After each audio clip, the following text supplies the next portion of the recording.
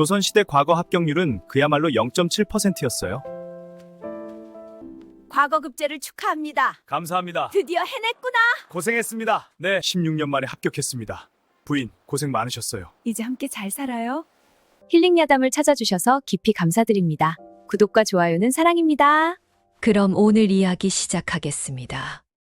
경상도 안동, 눈이 허벅지까지 쌓이던 어느 겨울 새벽이었습니다. 10살짜리 류성원은 잠결에 누군가 발바닥을 탁 치는 느낌에 눈을 떴습니다. 아버지였습니다. 등잔 하나를 손에 들고 아무 말 없이 방문 쪽으로 턱짓을 했지요. 아이는 군말 없이 일어났습니다. 발끝이 시렸습니다. 창호지 사이로 스며드는 바람이 귓불을 베는 것 같았지요. 마루에 내려서면 발바닥 밑으로 서리가 맺힌 나무가 느껴졌습니다. 그 시각이 사경, 지금으로 치면 새벽 2시였습니다. 아버지는 아무 말도 하지 않고 책상 앞에 아이를 앉혔습니다. 그리고 천자문 한 권을 펼쳤지요. 손가락으로 한 줄을 짚었습니다. 외워라. 그게 전부였습니다. 설명도 이유도 없었습니다. 아버지는 그 자리에서 일어나 나갔습니다. 방 안에는 아이 혼자 남았고 등잔 하나만 가물가물 타고 있었지요. 류성원은 그 불빛 아래 앉아서 처음에는 졸았습니다. 고개가 앞으로 꺾이면 스스로 놀라서 깨고 다시 꺾이면 또 깨고. 그런데 며칠이 지나자 이상한 일이 벌어졌습니다. 몸이 그 시각을 기억하기 시작한 것이지요. 아버지가 발바닥을 치기도 전에 눈이 떠졌습니다. 새벽 2시 아무것도 보이지 않는 그 어둠 속에서 아이의 눈이 먼저 열렸습니다. 그날부터 류성원은 매일 새벽 2시에 일어났습니다. 10년 동안 단 하루도 빠지지 않고. 류성원의 아버지 유재형은 말수가 극히 적은 사람이었습니다. 하루에 아들에게 건네는 말이 10마디를 넘는 날이 없었습니다. 밥상 앞에서도 그를 가르칠 때도 그랬지요. 하지만 그 짧은 말 한마디 한마디가 어린 류성원의 뼛속으로 파고들었습니다. 어느 날 류성원이 외우다가 틀렸습니다. 같은 구절을 3번 연속 틀렸지요. 아버지는 회초리를 들지 않았습니다. 다만 천천히 책을 덮고 자리에서 일어났습니다. 오늘은 그만 그 말이 회초리보다 더 무서웠습니다. 류성원은 그날 밤 잠을 이루지 못하고 새벽 내내 혼자 그 구절을 외웠습니다. 다음 날 아버지 앞에서 한 번에 통과했지요. 아버지는 아무 말도 하지 않았습니다. 그냥 책장을 넘겼습니다. 그게 칭찬이었습니다. 유재형은 자기 자신도 한때 과거를 준비했던 사람이었습니다. 하지만 26살에 낙방을 거듭하다 결국 포기했지요. 그 이후 고향으로 내려와 농사를 지으며 살았습니다. 아들에게는 그 얘기를 단 한 번도 하지 않았습니다. 하지만 류성원은 알았습니다. 아버지가 새벽마다 자신을 깨우는 그 손의 힘이 단순한 교육열이 아니라는 걸. 그 손 안에는 자신이 이루지 못한 것에 대한 어떤 무게가 담겨 있다는 걸. 아이는 그걸 말로 표현할 수 없었지만 몸으로 느꼈습니다. 그래서 류성원은 더 열심히 외웠습니다. 아버지를 위해서라기보다 그 무게를 자기가 대신 들어드리고 싶었어. 류성원이 15살이 됐을 때 아버지는 처음으로 과거에 대한 이야기를 꺼냈습니다. 그날은 추석 다음 날이었습니다. 온 집안이 명절 음식 냄새로 가득하고 류성원의 어머니가 마루에서 빨래를 널고 있었지요. 아버지는 그 모습을 잠시 바라보다가 류성원을 불렀습니다. 이리 와 앉아라. 아버지는 마당을 내려다보며 말했습니다. 너는 이 집이 양반 집인 거 알지? 예. 그게 무슨 뜻인지 아느냐? 류성원은 대답하지 못했습니다. 아버지가 천천히 말을 이었습니다. 양반이라는 게 하늘에서 그냥 떨어지는 게 아니다. 대대로 글을 읽고 시험을 보고 그렇게 이어지는 것이다. 내 할아버지가 생원시에 합격했고 내 증조할아버지는 진사였다. 그 이름들이 지금 우리 집안을 세우고 있다. 알겠느냐? 예. 그 이름들이 너한테 달려 있다. 그것이 전부였습니다. 아버지는 다시 마당을 내려다봤고 유성원은 자리에서 일어났습니다.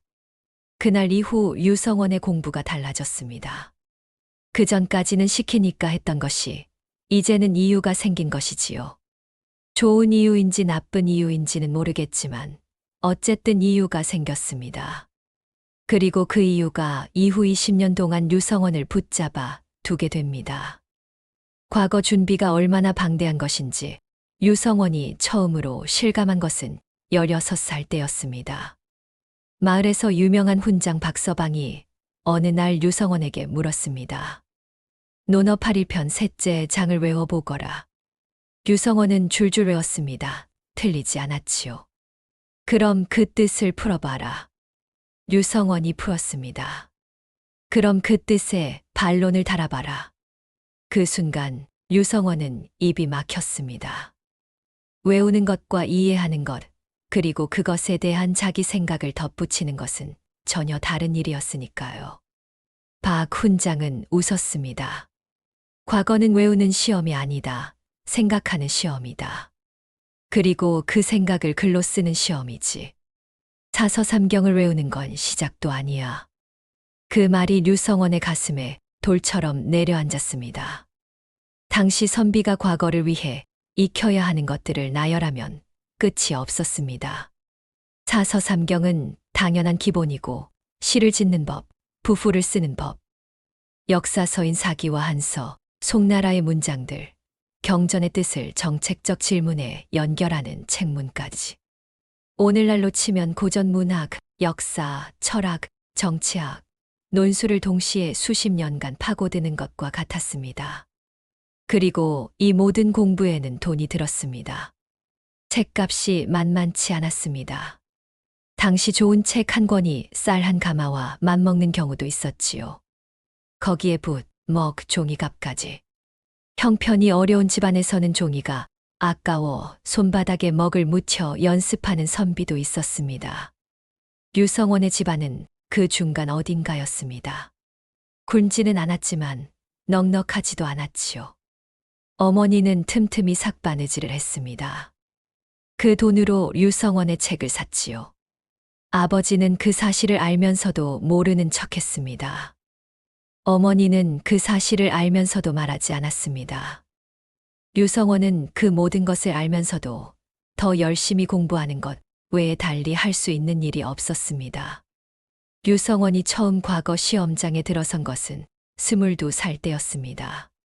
경상 가명 앞 너른 마당에는 사람이 바글바글했습니다. 경상도 고을마다에서 몰려온 선비들이었지요. 안동 양반도 있었고 상주에서 걸어온 젊은 유생도 있었습니다. 나이도 제각각이었습니다. 류성원처럼 갓스물을 넘긴 청년도 있었고 수염이 허옇게 샌 노인도 있었지요. 류성원은 그 광경을 보고 자기도 모르게 발걸음이 멈췄습니다. 이 많은 사람이 전부 같은 시험을 보러 온 것이었습니다. 옆에 서 있던 나이 지긋한 선비가 혼잣말처럼 중얼거렸습니다. 올해는 좀 적게 왔구먼. 저번엔 1,500명은 넘었는데. 류성원은 그 말을 듣고 가슴이 철렁했습니다. 1,000명. 그리고 이 시험에서 최종 합격하는 사람은 30명이었습니다. 그것도 2차 시험에서 또 떨어질 수 있습니다. 3년에 한 번. 나머지 수천 명은 그냥 집으로 돌아가야 했지요. 시험장 안으로 들어가면서 유성원은 속으로 셈을 해봤습니다. 1,000명 중 30명. 그러면 내가 합격할 확률은? 그는 그 계산을 중간에 멈췄습니다. 계속하면 붓을 들 용기가 사라질 것 같았으니까요. 시험은 사흘에 걸쳐 치러졌습니다. 시험장에서는 밥도 먹고 잠도 자야 했습니다. 다들 자리를 잡고 앉아 시권을 쓰기 시작했는데 유성원은 주변을 한번 둘러봤습니다. 이 수많은 사람들이 전부 새벽 2시부터 일어나 공부한 사람들이었습니다. 저마다의 어머니가 비녀를 팔고 아내가 밭을 일구면서 뒷바라지한 사람들이었지요. 그 생각이 드니 손이 떨렸습니다. 류성원은 눈을 감고 숨을 한 번 크게 들이쉬었습니다. 그리고 붓을 들었습니다. 안동에서 경산 가면까지는 걸어서 사나흘 남짓 걸리는 길이었습니다. 강을 건너고 고개를 넘고 다시 강을 건넜습니다. 날씨가 좋은 날에는 그나마 괜찮았지만 비가 오거나 눈이 쌓이면 길이 엉망이 됐지요.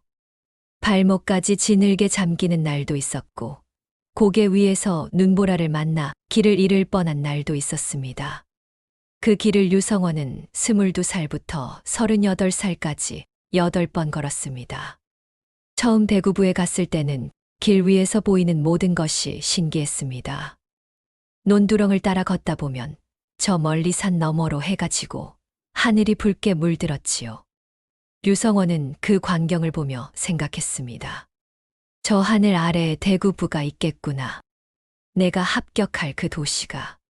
두 번째 길에서는 그 감흥이 좀 줄었습니다. 세 번째부터는 그냥 걸었습니다. 여덟 번째 길에서 류성원은 처음으로 뒤를 돌아봤습니다. 안동 쪽 하늘이 보였습니다. 저 아래 어딘가에 어머니가 있고 아내 강씨가 있고 아이들이 있겠지. 그 생각을 하는데 발이 무거워졌습니다. 무겁다기보다는 발이 땅에 달라붙는 것 같은 느낌이었지요. 그래도 걸었습니다. 대구부 쪽으로. 과거를 보러 가는 선비들이 길에서 만나면 서로 반가워했습니다. 낯선 사람이지만 같은 목적지를 가진 사람이라는 것만으로 동지 같은 감정이 생겼지요. 밤에는 주막에서 같이 자고 낮에는 같이 걸으며 서로의 고향 이야기, 공부 이야기를 나눴습니다. 그런데 그 길 위에서 만난 사람들 중에 합격 소식을 들은 사람이 몇이나 됐을까요? 류성원은 나중에 그 생각을 하면 마음이 이상했습니다. 같이 웃고 떠들며 걸었던 그 사람들이 대부분 고향으로 돌아가 다시 붓을 들고 다음 시험을 기다렸겠지. 아니면 포기하고 다른 삶을 찾았겠지. 그 수많은 발걸음들이 다 어디로 갔을까? 류성원이 처음 대구부 길에 오르던 날 아침 어머니가 품에서 무언가를 꺼냈습니다. 엽전 꾸러미였습니다. 류성원은 그 돈이 어디서 났는지 물어보지 않았습니다. 물어보면 안 된다는 걸 알고 있었지요. 어머니의 얼굴을 보면 알 수 있었습니다. 눈가가 조금 부어 있었습니다. 잠을 못 잔 것인지 아니면 울었던 것인지. 나중에 알았습니다. 어머니의 은비녀가 사라진 것을. 그 비녀는 어머니가 시집올 때 가지고 온 것이었습니다. 집안 형편이 아무리 어려워도 팔지 않았던 것이었지요.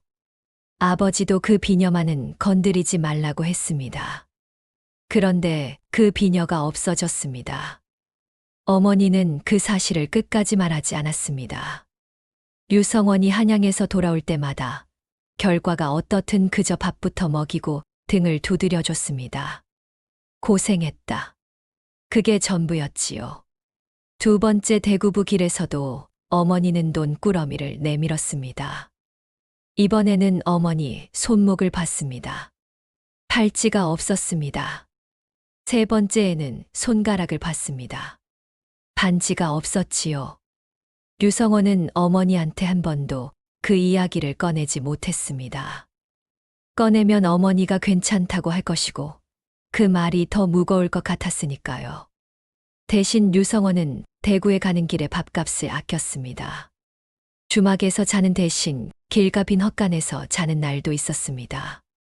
그렇게 아낀 돈을 고향에 올 때 가져왔지요. 어머니는 그 돈을 받으면서 아무 말 안 했습니다.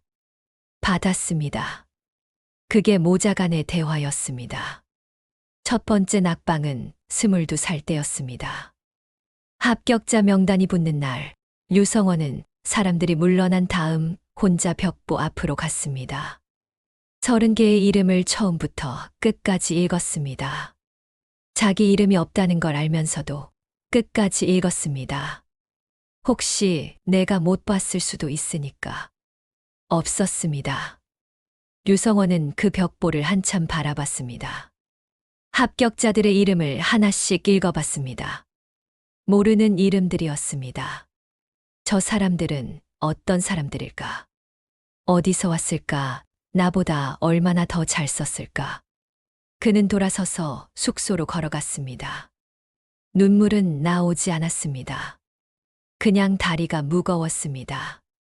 고향으로 돌아오는 길에 류성원은 자신에게 물었습니다. 뭐가 부족했을까? 글이 부족했나? 생각이 부족했나? 그날 시험장에서 손이 떨렸던 게 문제였나? 고향에 돌아와서 류성원은 바로 다음 날부터 다시 책을 펼쳤습니다. 어머니는 밥상을 차려줬고 아버지는 아무 말도 하지 않았습니다. 그냥 평소와 같은 하루가 흘렀습니다. 그런데 그 평범한 하루가 류성원을 위로했습니다. 낙방을 했어도 이 집에서 이 밥을 먹고 이 책상 앞에 앉는 것은 변함이 없다는 것이, 세상이 끝난 게 아니라는 것이. 두 번째 낙방, 세 번째 낙방이 거듭되면서 그 담담함이 흔들리기 시작했습니다. 낙방 후 고향으로 돌아오는 길이 점점 길게 느껴졌습니다. 같은 거리인데 발걸음이 더 무거웠습니다. 세 번째 낙방 뒤 마을 어귀에서 이웃 어른이 류성원을 보고 물었습니다. 이번엔 됐나? 류성원은 웃으면서 답했습니다. 아직입니다. 그 웃음이 어디서 나왔는지 류성원 자신도 몰랐습니다. 그냥 나왔습니다. 웃지 않으면 울 것 같아서였는지도 모르지요. 29살, 다섯 번째 낙방이었습니다. 합격자 명단이 붙는 날 아침, 류성원은 사람들 뒤에 서서 벽보를 봤습니다. 합격자 이름 사이에서 자기 이름을 찾는데 걸린 시간은 채 5초가 되지 않았습니다. 없었습니다. 이제는 찾는데 시간도 안 걸렸지요. 그는 아무 표정 없이 돌아섰습니다. 울지도 않았습니다. 그냥 걸었지요. 한참을 걸어 서당 뒤편 언덕에 올라 앉았습니다. 거기서 밤새 하늘만 봤습니다. 밤하늘에 별이 많았습니다. 맑은 날이었지요. 류성원은 그 별들을 보며 아무 생각도 하지 않으려 했습니다. 그냥 보기만 했습니다. 하지만 생각은 멋대로 흘러갔습니다. 나는 몇 번이나 더 가야 하는 걸까? 10번을 가면 될까? 20번을 가면 될까? 아니면 끝내 안 되는 사람인 걸까? 그 질문에 답이 없었습니다. 아무도 그 답을 알 수 없었지요. 그게 제일 무서운 것이었습니다. 열심히 하면 된다는 보장이 없다는 것. 이 세상에서 아무도 그 보장을 해줄 수 없다는 것. 그런데 다음 날 더 힘든 일이 있었습니다. 이웃 마을 친구 박동철이 합격했다는 소식이 들려온 것이지요. 박동철은 류성원보다 2살 어렸습니다. 공부를 시작한 것도 류성원보다 늦었지요. 그런데 합격했습니다. 류성원은 박동철 집에 가서 직접 축하 인사를 건넸습니다. 진심이었습니다. 박동철은 좋은 친구였고 그 합격이 그에게 얼마나 큰 의미인지 알았으니까요. 웃으면서 손을 잡았습니다. 잘 됐다고 했습니다. 박동철은 류성원의 손을 오래 잡고 있었습니다. 말없이. 그날 밤 아내 강 씨가 방문을 열었을 때 류성원은 이불을 뒤집어 쓰고 있었습니다. 울음소리도 없었습니다. 그냥 이불 속에서 온몸이 가늘게 떨리고 있었지요. 강 씨는 아무 말도 하지 않고 그 이불 위에 손을 얹었습니다. 그 손도 차가웠습니다. 강 씨도 오래 울었다는 뜻이었지요. 두 사람은 그렇게 밤을 보냈습니다. 당시 과거를 준비하는 선비들 사이에는 이런 말이 있었습니다. 과거는 실력이 반이요, 운이 반이다. 이 말이 단순한 위로가 아니라 실제로도 그랬습니다. 시험관이 누구냐에 따라 채점 기준이 달라졌습니다. 화려한 문장을 좋아하는 시험관이 앉으면 화려하게 쓴 답안이 높은 점수를 받았고, 소박하고 깊은 내용을 좋아하는 시험관이 앉으면 그 반대가 됐지요. 같은 사람이 같은 글을 써도 어떤 해에는 합격이 되고 어떤 해에는 낙방이 됐습니다. 게다가 시험 당일의 컨디션도 있었습니다. 시험장으로 오는 길에 비를 맞아 열이 나는 상태로 시험을 본 선비도 있었고, 숙소에서 잠을 못 자 눈이 흐릿한 채로 붓을 든 선비도 있었지요. 수백리 길을 걸어온 몸으로 글을 써야 했으니까요. 또 다른 문제도 있었습니다. 시권이 뒤바뀌는 경우도 있었다는 것이지요. 시험장에서 시권을 거두어들이고 채점하는 과정에서 실수가 생기는 경우가 종종 있었습니다. 아무리 엄정하게 관리해도 수천 장의 종이가 오가다 보면 실수가 나왔지요. 그렇게 억울하게 낙방한 사람들의 이야기가 떠돌았습니다. 물론 본인이 직접 그 사실을 증명할 방법은 없었지만요. 그러니 선비들이 운이 반이라고 한 것은 그냥 하는 소리가 아니었습니다. 실제로 실력만으로 어떻게 할 수 없는 부분들이 있었던 것이지요. 그 사실을 알면서도 다들 공부를 계속했습니다. 운이 나빠도 실력은 키울 수 있으니까. 운이 따르는 날이 올 때를 위해 실력을 쌓아두는 것이니까. 그게 선비들이 버티는 방식이었습니다. 류성원이 강 씨와 혼인한 것은 22살 때였습니다. 첫 번째 과거를 보러 가던 해였지요. 강 씨는 인근 마을 서당 선생의 딸이었습니다. 글을 읽을 줄 알았고 성품이 조용했습니다. 혼인 전날 밤 강 씨의 아버지가 딸에게 이렇게 말했다고 합니다. 선비 집안에 시집 가는 것이 영화롭지만 그 기다림이 길다. 버틸 수 있겠느냐? 강 씨는 대답했다고 합니다. 버티겠습니다. 그 버팀이 16년이 될 줄은 몰랐겠지요. 시집 온 이래 강 씨는 새 옷을 지어 입은 적이 없었습니다. 옷감이 생기면 늘 남편 시험복이 먼저였습니다. 남편이 시험장에 갈 때 입고 가는 두루마기가 반듯해야 한다고 강 씨는 그것만큼은 늘 새 것으로 지었지요. 정작 자기 치마는 기워 입고 또 기워 입었습니다. 논밭일은 강 씨 몫이었습니다. 남편이 공부하는 동안 시부모를 모시는 것도, 아이들을 키우는 것도, 집안 살림을 꾸리는 것도 모두 강 씨의 어깨 위에 얹혔지요. 강 씨는 새벽에 일어나 밭으로 나가고 밤에는 배를 짰습니다. 그 사이에 밥을 했고 아이들 공부를 봤습니다. 어느 해 봄 이웃집 여인이 강 씨에게 물었습니다. 형님은 원망스럽지도 않으세요? 저라면 진작에 포기하라고 했을 텐데. 강 씨는 밭고랑을 고르던 손을 멈추고 잠깐 생각했습니다. 그리고 말했습니다. 서방님이 합격하시는 날, 그게 내 잔칫날이지요. 이웃집 여인은 그 말을 듣고 눈물이 났다고 합니다. 강 씨의 눈에는 눈물이 없었습니다. 그냥 다시 밭고랑을 골랐습니다. 그 잔칫날이 오기까지 강 씨는 아무 말도 하지 않았습니다. 남편이 시험장에서 빈손으로 돌아와도 다음 시험 얘기를 꺼내도 강 씨는 반대한 적이 없었습니다. 그냥 밥을 차렸습니다. 류성원은 나중에 이 이야기를 할 때마다 말을 잊지 못했습니다. 강 씨에 대한 이야기만 나오면 그 말 잘하던 사람이 입을 다물었습니다. 류성원이 마지막으로 초시 합격 후 한양에 간 것은 38살 때였습니다. 그 해 유성원은 출발 전날 밤 오래 앉아 있었습니다. 이번이 마지막이라는 생각을 처음으로 했습니다. 마지막이라고 정한 것이 아니라 몸이 더 이상 못 버티겠다는 신호를 보내고 있었습니다. 무릎이 자주 아팠고 눈이 침침해졌습니다. 새벽 2시에 일어나는 것이 예전처럼 자연스럽지 않았지요. 강 씨는 그날 밤 아무 말도 하지 않고 짐을 챙겨줬습니다. 두루마기를 손질했고 노잣돈을 쌌습니다. 류성원은 그 모습을 바라보다가 처음으로 물었습니다. 이번이 마지막이오. 그래도 가야 하겠소. 강 씨는 잠시 손을 멈췄습니다. 그리고 말했습니다. 가십시오. 이번에는 그래도 2차 시험이지 않습니까? 잘 되면 끝낼 수도 있으니까요. 그 한마디였습니다.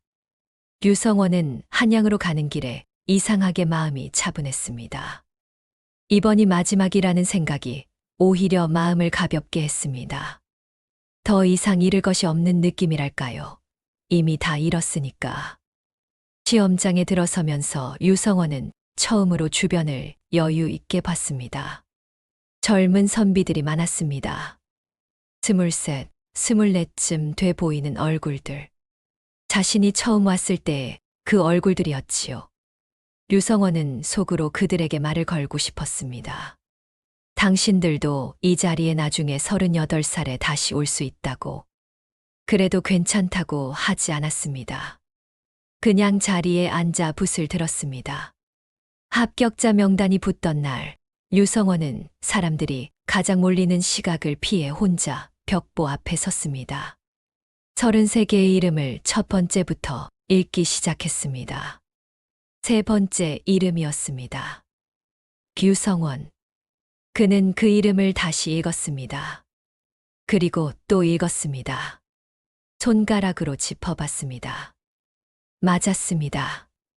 눈물이 나오지 않았습니다. 그냥 서 있었습니다. 한참을 그렇게 서 있다가 천천히 뒤를 돌아봤습니다. 한양의 하늘이 보였습니다. 평범한 하늘이었습니다. 합격 소식은 파발꾼을 통해 안동으로 전해졌습니다. 강 씨는 그날 마당에서 빨래를 널고 있었습니다. 파발꾼이 헐레벌떡 들어오며 소리쳤지요. 합격이요. 유성원 선비 합격이요. 강 씨는 빨래를 들고 있던 손이 그대로 멈췄습니다. 파발꾼을 봤습니다. 파발꾼이 다시 말했습니다. 합격이라고요, 마님. 그 순간 강 씨의 무릎이 꺾였습니다. 그 자리에 그대로 주저앉았지요. 빨래가 땅에 떨어졌습니다. 이웃들이 달려와 부축하며 물었습니다. 기뻐서 쓰러지셨어요? 강 씨는 한참 동안 아무 말도 하지 못했습니다. 그냥 울었습니다. 어깨가 들썩이며 울었는데 소리가 나왔다가 안 나왔다가 했습니다. 16년치의 울음이 한꺼번에 나오는 것 같았지요. 나중에 유성원이 고향에 돌아와 그날 이야기를 들었을 때 강 씨는 담담하게 말했습니다. 그냥 주저앉았어요. 다리에 힘이 없었어. 유성원은 더 묻지 않았습니다. 강 씨도 더 말하지 않았습니다. 그날 밤 유성원 집에 마을 사람들이 몰려왔습니다. 잔치가 벌어졌지요. 강 씨가 말하던 그 잔칫날이 왔습니다. 강 씨는 그날 처음으로 새 옷을 입었습니다. 이웃 여인들이 챙겨준 것이었지요. 유성원은 그날 강 씨의 옷을 보다가 처음으로 눈물이 났습니다. 유성원이 받은 첫 관직은 종구품이었습니다. 말단 중의 말단이었지요. 봉급은 쌀 몇 말에 배 몇 필이 전부였습니다. 안동에서 농사 짓는 형제들이 한 철에 거두는 것보다 많지 않았습니다. 16년을 기다린 강 씨가 그 봉급을 보고 무슨 생각을 했을지 유성원은 차마 물어보지 못했습니다. 게다가 한양에서 벼슬살이를 하려면 한양에서 살아야 했습니다. 집이 필요했지요. 안동집을 팔 수도 없고 그렇다고 한양에 번듯한 집을 살 돈도 없었습니다. 결국 유성원은 좁은 새 집을 얻었습니다. 강 씨와 아이들을 데려가 함께 살았지요. 한양에서의 첫 겨울이 유난히 추웠습니다. 셋집 벽 사이로 바람이 들어왔고 아이들이 번갈아 가며 기침을 했습니다. 강 씨는 그 찬 방에서도 군말 하나 없이 밥을 했습니다. 유성원이 관청에서 돌아와 그 모습을 보고 있자니 목이 메었습니다. 미안하오, 그가 처음으로 그 말을 했습니다. 강 씨는 돌아보지 않고 솥을 저으면서 말했습니다. 뭐가 미안하세요? 그 말투가 미안하지 않다는 건지 괜찮다는 건지 유성원은 알 수 없었습니다. 그냥 그 말을 들었습니다. 합격을 해도 요직을 얻으려면 또 다른 싸움이 있었습니다. 권문세가와의 연줄이 필요했지요. 뒷배가 없는 지방 출신 선비는 합격 후에도 수십 년을 말단직에서 보내는 경우가 허다했습니다. 류성원도 그 중 하나였지요. 그래도 류성원은 불평하지 않았습니다. 합격한 것만으로도 감사했으니까요. 평생 합격하지 못하고 간 사람들을 생각하면 이 자리가 얼마나 귀한 것인지 알았습니다. 류성원이 평생 잊지 못한 사람이 하나 있었습니다. 이름은 최봉수, 충청도 공주 출신의 선비였지요. 최봉수는 류성원보다 먼저 과거를 준비하기 시작한 사람이었습니다. 재주가 탁월했습니다. 글을 읽으면 한 번에 외웠고 시를 지으면 주변 사람들이 감탄했지요.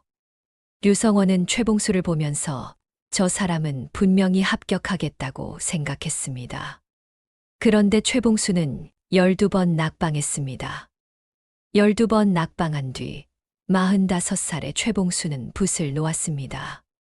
더 이상 한양에 가지 않겠다고 했지요. 고향으로 내려가 서당 훈장이 됐습니다. 류성원은 나중에 최봉수를 만나러 공주까지 간 적이 있었습니다. 최봉수는 아이들 앞에서 사서삼경을 가르치고 있었습니다. 예전보다 조금 마르고 머리카락이 많이 흰 것 외에는 변함이 없었지요. 두 사람이 술을 마시며 이야기를 나눴습니다. 류성원이 물었습니다.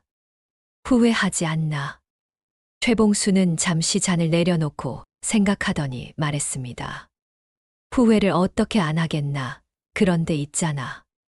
저 아이들 중에 하나가 나중에 합격하면 그게 나 합격한 것보다 더 기쁠 것 같다는 생각이 드는 것도 사실이야. 류성원은 그 말을 듣고 아무 말도 하지 못했습니다. 최봉수가 웃으며 말했습니다. 내가 진 거야, 이긴 거야? 류성원은 끝내 대답하지 못했습니다. 그 질문에 답이 없었으니까요. 류성원은 늙어서 제자들에게 이 이야기를 자주 했습니다. 과거 시험 얘기가 아니었습니다. 어머니 비녀 이야기, 강씨 잔치 이야기, 최봉수 이야기였습니다. 제자들은 처음에는 그 이야기들이 왜 나오는지 몰랐습니다. 공부에 대한 이야기를 기대했으니까요. 어느 날 제자 하나가 물었습니다. 선생님은 왜 그때 포기하지 않으셨습니까? 5번, 6번 낙방하고 나서도. 류성원은 잠시 먼 곳을 바라봤습니다.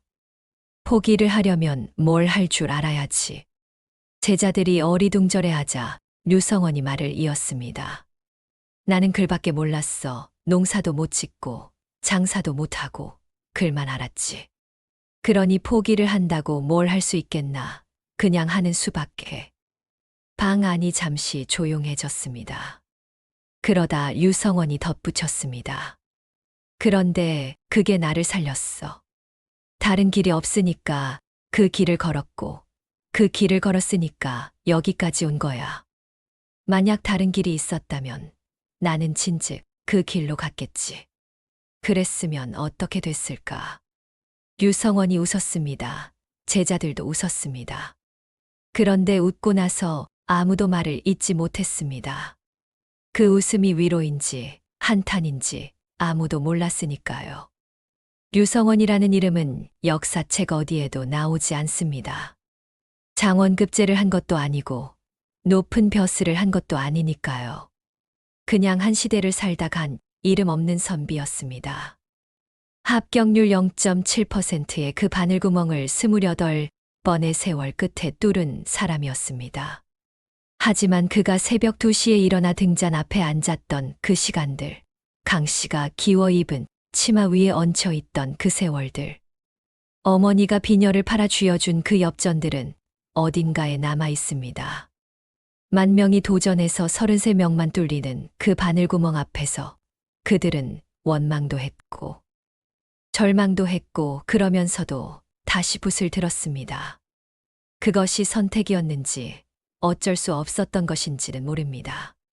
하지만 어찌됐든 그들은 버텼습니다. 최봉수처럼 끝내 합격하지 못하고 훈장이 된 사람들도 있었습니다. 그 사람들의 이야기는 어디에도 기록되지 않았지요. 이름도 남지 않았습니다.